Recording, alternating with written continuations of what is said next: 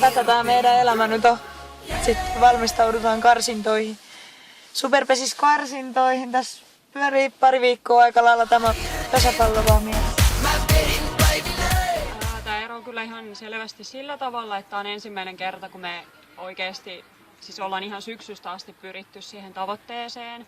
Että ensimmäisenä vuonna, kun me pelattiin silloin Kouvolaa vastaan, niin sehän oli ihan yllätys, että me yllätettiin itsemmekin. Ja viime vuonna me sitä kyllä yritettiin jo, mutta nyt meidän kaikki fokukset on ollut siinä.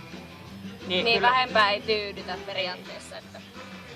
Että se on meidän päätavoite ja me yritetään mennään päätyyn asti ja tehdään kaikkemme, että noustaan. No kyllä se tuo ihan oman vivahteen siinä mielessä, että se oli aika kova paikka silloin syksyllä, kun sen kuuli. Ja nyt meillä on mahdollisuus näyttää, että kuulutaanko me vaihe sinne Superpesikseen, niin ainakin me yritetään.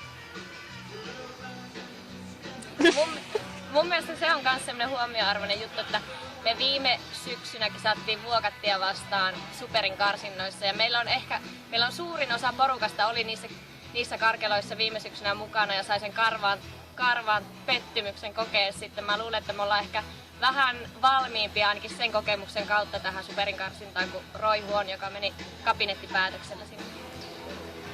No, me lähdetään kaatamaan Roihu talven hyvällä työn tuloksella, aktiivisella harjoittelulla, hyvällä asenteella. Pelaamalla meidän omaa peliä ja unohtamatta meidän vahvuuksia ja yrittämällä käyttää hyödyksi sitten heidän mahdollisia heikkouksia. Kotiläksyjä. Voin näyttää tästä meidän nämä... En näytä kauhean läheltä, mutta yliviivaustussia tähän kaipaisi jonkinmoista. Että pystyy tärpit ottaan sitten. Tästä siinä lukee. Joo,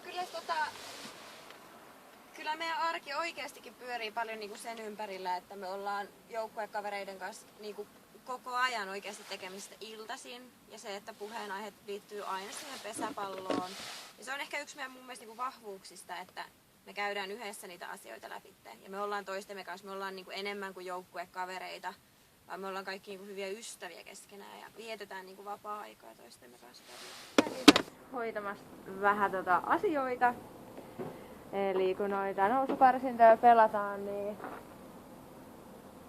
niin jääköön salaisuudeksi mitä ollaan hoidettu, mutta käyntikorttia saatiin ja vähän muistilappuja eli...